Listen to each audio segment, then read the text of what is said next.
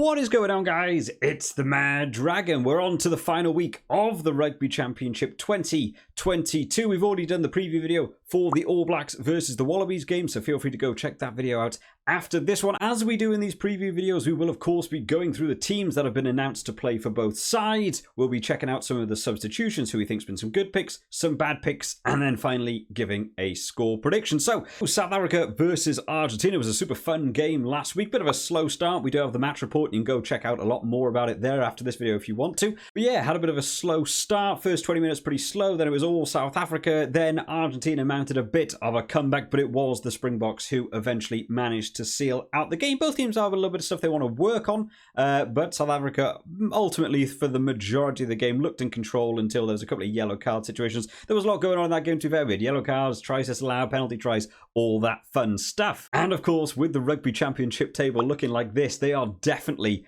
in with a good shout of being able to win this Rugby Championship. South Africa are going to be playing extremely hard. So let's check out the team that has been announced going into this game. Not a great deal of changes to talk about. There's a couple, but we will run through them. So starting off in this front row, Steven Kitchoff, Malcolm Marx and Frans Malherbe. Now, these boys are slowly becoming a bit more of the standard starting three, which is nice to see. Nice to see Malcolm Marx starting. I think he played the full 80 last week. He scored that last-minute try right at the end as well, playing extremely well. Scrummaging is an area that didn't necessarily go very right last week. Both teams didn't really go right. Final stats I had down here: Argentina won 67% of their own tries and South Africa won 60%. So there's a bit of work that needs to be done there. Scrummaging, both teams sort of at fault, just not getting going. That starting 20 as well sort of ruined quite a few of the scrums with break foot penalties and what have you. So I think if you nail that, you're in with a really good shot at being able to take this game. Just take the set piece by storm, and that's a bit of a list of people that have the chance to do it.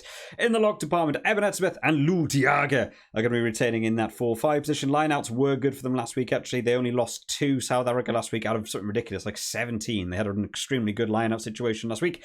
In the back row, Sia Khaleesi retains that captaincy. Peter Steph du Toit comes in that number 7 shirt, and Jasper Wiese in that number 8 shirt. Again, good ball carrying from him last week. I think Peter Steph du Toit and Jasper Wiese together offers quite an attacking force there in terms of running forwards with ball in hand. I think there's going to be a bit of a power gain coming from those forwards. In the halfback partnership, one switch up here. Hendrickse retains in that 9 shirt at scrum half, got himself 1 try, 1 disallowed. Could have had 2 tries last week. And then in the 10 shirt, Frans Steyn comes into fly half. Of course, Damian Valemsa picking up his injury along with Andre Pollard out and Elton Yanti sent home. Frans Steyn was most likely going to be the guy to fill in at 10, but they are running slightly thin in the fly half department. So hopefully Frans Steyn can retain, a full 80 minutes without picking up an injury or something, but the boot of him should absolutely be able to seal out potentially this game just through points. In the centre partnership, Damien Dialende, who had a great game last week. I thought I was very, very impressed by him, and Jesse Creel in that outside channel. And then in the back 3, Mapimpi, Cannon Moody, and Willie LaRue. Now, Mapimpi really not being used last week. I only touched the ball a handful of times. I had him in the Fantasy League. I was keeping a very close eye on him. And it wasn't till that sort of 78th minute we really got to see anything from him in terms of attack. He was tackling a lot of people, but not really getting going in terms of attack. So hopefully we get to see a bit more from him this week. But overall, I think this is a pretty good South Africa team. Not a great deal of shifts up, and anyone that has done is mainly because people come back into the side or due to injuries and what have you. In terms of the replacements then, Mbambi's coming in along with Oxen Shea and Vincent Koch to come on later on in that second half. So I'm not sure if we'll be seeing Marks play for the full 80 like we did last week, but this is a bit more of a power front row to come on in that second half. I'm sure we'll be seeing them. Maybe they'll try and really use the forwards in this game. Maybe you will actually see this the normal bomb squad 45-minute, 50-minute swap over. We'll see what happens. Rest of replacement forwards, Franco Mostert, Dwayne Vermeulen goes in that 20 shirt, and Quagga Smith in that 21 shirt. So going for the 6-2 split, that to me is saying we know what to expect from this South Africa team. We've seen this before. The 6-2, the bomb squad that's going to come on. Some of these big boys just keep those forwards going. I'm not sure if we're going to see people like Mapimpi having a great lot of ball touching in this game. I imagine we're going to see a lot of the forwards. I imagine this is where it's going to be going. Things like driving mauls, big scrummaging, line-out setups, just letting big people run with the ball. I imagine that's probably more what we're going to be seeing. And then in terms of the replacements backs, we've got Faf de Klerk and Kurt Lee Arenze comes back now. Arenze we haven't spoken about for a little while. If you remember, we had that game against New Zealand. We had the tackle in the air that not only injured himself, but he also got a red card for the tackle on Bowden Barrett. So he's only just come back off of the suspension that he had for the red card. So he comes back into the side. I'm not really sure if that's necessarily the position I would maybe go for. Personally, for me, I might have looked at a centre. I'm not entirely sure if Arenze is also capable of playing centre. I think the ball's not really getting to places like Mapimpi or Moody that much. Villy LaRue and Jesse Creel can also play wing. For me personally there, I might have looked to have had another centre. Because then if you pick up an injury, maybe a bit of a utility centre that's happy being inside or outside centre, just so that if you pick up an injury on the wing, you move Jesse Creel to the wing and put someone else in at centre. Or if just one of the centres isn't working out, you can just sort of sub them on to go in that centre. So not really sure about the winger. Maybe it shows a bit more of the game plan to have another winger on the bench, but we'll have to see how they get on. On to the Argentina team then, who will be a bit annoyed to have let that game slip away from them the way they did. Had they had a bit of better discipline throughout the game, you feel like that game could have actually been a bit closer. Had they not conceded so many points in that first half, they might have been able to draw that back near. With some of the attack we got to see in that second half, you know, you really think they've got the chance to do this. However, going to play South Africa at home, it's a tough ask, believe me. We did some of the Lions coverage. I'm well aware of how tough it can be to play South Africa over there. So taking a look through the switches going on in the Argentina team, starting off with this front row, Tetaz Chaparro, Julian Montoya, and Bello coming in there again. Now, we've already touched on the scrums a bit. Their scrummaging themselves wasn't that great, 67%, something they will want to work on themselves. Alemano and Lavanini in there in the lock department. I still maintain this is the partnership I would want. I know they've tried to put Guido Petty in every so often. I quite like the Alemano-Lavanini combo, so I think it's probably right staying with that. And then in the back row, Gonzalez, Kramer, and Pablo Matera. We've seen this a lot. We know what these boys bring. In terms of just tackling, these guys do it all day long. I would really like to see Argentina hold on to the ball a bit more. It feels like a lot of teams that we've seen throughout this Rugby Championship, the games that Argentina lose is where they get put under pressure or pinned back in their own 22, and they sort of just fall back to trying to kick it away, or their own handling will let the ball go. I would just like to see them hold on to a bit, go through some phases, just go through the forwards. It doesn't matter if you do one carry. Sometimes they look for these little offloads and a little bit too much and maybe ask a bit too much of their players. I would just like to see them hold on to the ball, make some ground with the forwards and wait for the space to open up. We did see last week how South Africa on occasion did defend incredibly narrow and just going round the wing was the way to go. So just use those forwards, try and bunch up the defence a bit and then let the backs go rather than depending quite so much on the forwards needing to be the ones who make this huge running ground for you. Just go through the phases and let the backs do a lot more of the work.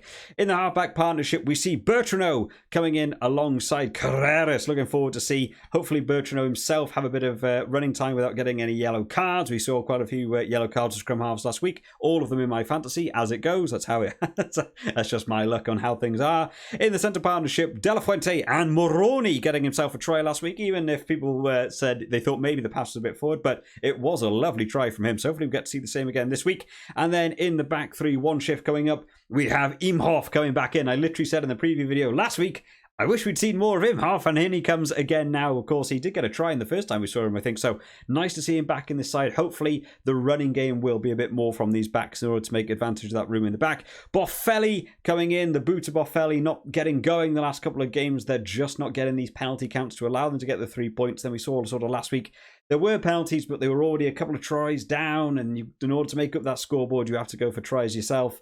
Maybe they take a few more three just to keep the game close. And then finally, Juan Cruz Malia in there as well. So a good Argentina team, not a great deal of shifts up here. That's probably what you want to be seeing. Just keep the consistency and hopefully they can have a good game.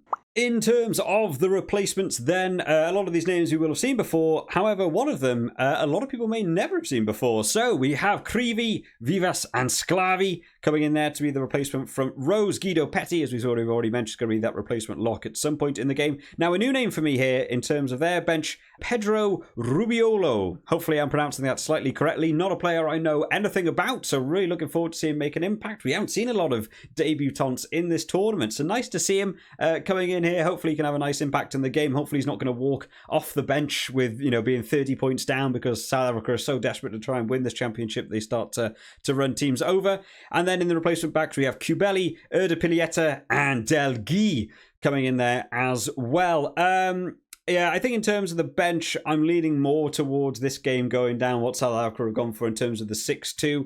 Playing South Africa at home, they sort of put up the big wall of defence. They're going to use the forwards. They're going to be taking the penalties. They're going to be using the forwards to try and get some driving maul tries. They're going to be using the scrums to try and earn penalties. 5-3 split on the bench, always a bit dangerous against South Africa just because your forwards begin to get tired towards that second half. That's where penalties can creep in. And as we've seen with Argentina, once they give away one penalty, compound penalties tend to follow quite shortly behind. So hopefully they can hold out. Hopefully the 5-3 split is going to prove me completely wrong and their backs just start to run amok all day long. We'll have to see how they get on. In terms of a score prediction for this game then, well, for me, in terms of seeing how South Africa performed last week and now they get the home advantage and with the Rugby Championship on the line, I'm going to be back in South Africa for this one. They've got everything to play for. Just throw the kitchen sink at this game. And I actually think the pressure we might be seeing from South Africa might actually impact this game a bit more than usual. So I'm actually going to say South Africa to win by a good chunk. I think they'll really go for this one. So I'm going to say South Africa to win by 19. I'm going to go big. It might even be more. I think South Africa know they need to put a big score on Argentina in order to win that championship. But of course, guys, what do I know about rugby? So make sure you guys do drop down in your comments your thoughts about the teams, your thoughts on the score prediction. I always enjoy having a read through. If you enjoyed this one today, remember to leave it a like and to keep up to date with all of the latest videos as they come out. Make sure you are subscribed to the channel. I hope you've all enjoyed today, guys. I will see you all next time. Bye-bye.